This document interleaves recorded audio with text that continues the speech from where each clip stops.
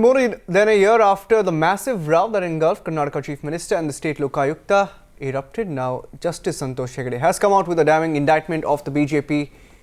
And of course, Times Now broke that story last evening with exclusive details that indict the Chief Minister along with his ministers for profiting from illegal mining.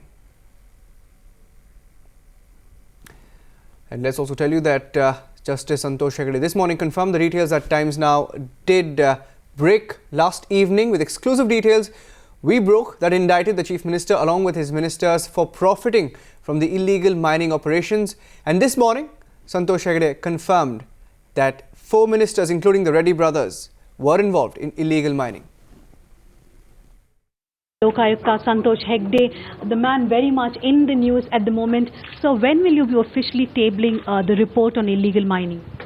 That you don't know. You know everything else about the everything. Report you know. And when it will be submitted, you don't know. Well, we'll submit it. We are trying to finish it as soon as possible and we'll submit it. Sir, can you tell us exactly how does the report name the Chief Minister of Karnataka? On what grounds? There are material about involvement of the Chief Minister and everything is based on evidence. It's there. So are you saying this time it will be very difficult for the ministers involved, including the Chief Minister, to deny it because you are saying there are proper documentary evidences with this report? 100%. Every one of the allegations against everybody is supported by multiple documentary evidence. It's not oral evidence or hearsay. It's an inference drawn from a proved fact.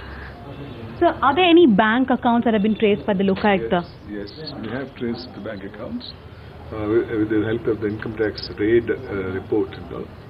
And there are huge money involved in. What about the involvement of the Reddy brothers? Because still now, both Janardhan Reddy and Karnaka Reddy have been saying that their Obalapuram mining companies, mainly in Andhra Pradesh, so they do not fall really into the purview of the investigations going on here. How are you indicting them in this report? There are any number of mines either owned by Janardhan Reddy's wife or otherwise Benami acquired mines are there. And they are doing mining in a big way in Karnataka. It's wrong to say that they may not have a legitimate lease from the government of Karnataka, but they are mining. What about the JDS's Mr. H.D. Kumaraswamy, the former Chief Minister of Karnataka? There is some evidence that during his time, some thing has been given, 2 permits have been given, or 2 leases have been given. Sir, so when you have been studying this entire illegal mining issue from the year 2000, in your opinion, are all parties having a finger in the pie now? Certainly, because it started during the Congress regime, it only grew thereafter. Nobody can say that our hands are clean. That is there. Even today, there are some names on the Congress party also in it. But if the investigation were to go beyond 2000, certainly, I think more irregularities would have come into picture. So there's nothing that anybody can be happy about in this report. So your first report... Nobody can say that they won, the other party has lost. There's the involvement of all political parties in it.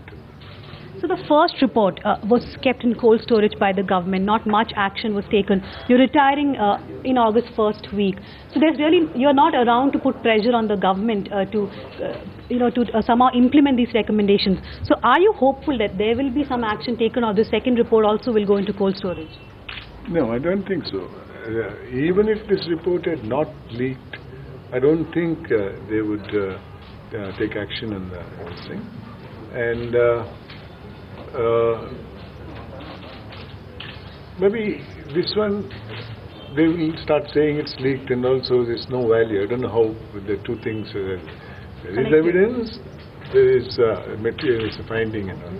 So they merely because it is leaked or come before they are submitting it to them cannot be a ground for rejecting the report. But there are other means. You don't have to reject, you just have to keep it in the cold storage like they did with the first report.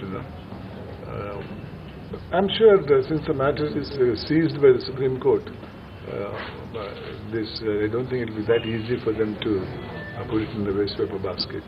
Will you be submitting a copy of this to the Supreme Court too? Because, like I said, you're retiring in the first week, just to ensure. Supreme Court, if it asks, yes, it will be sent. But otherwise, I think there are parties who are litigating in the matter before the Supreme Court. They can take it under the Right to Information Act and submit it to the thing. And there is CEC. CEC took it last time from us. And we will give them the copy of the report because it requires the attention of the Supreme Court. Will you be disappointed if there's no action taken against this report too? I'm getting used to these disappointments. Therefore, disappointment doesn't bother me. So, there is a lot of question about legality. Will your report be recommending a probe against the Chief Minister and the ministers, or will you be indicting them with specific charges? The content, I think it's better it goes to the government first. I can speak afterwards. So there are reactions coming in from the BJP that there is no direct involvement with the Chief Minister, that they do not need to ask him to resign. Those are the primary reactions coming in from the BJP. What would you like to tell the party? Because they are fighting corruption against the UPA. So should they now be applying the same yardstick here in Karnataka? I don't want to talk to the political parties and give them advice. They know how to deal with this thing.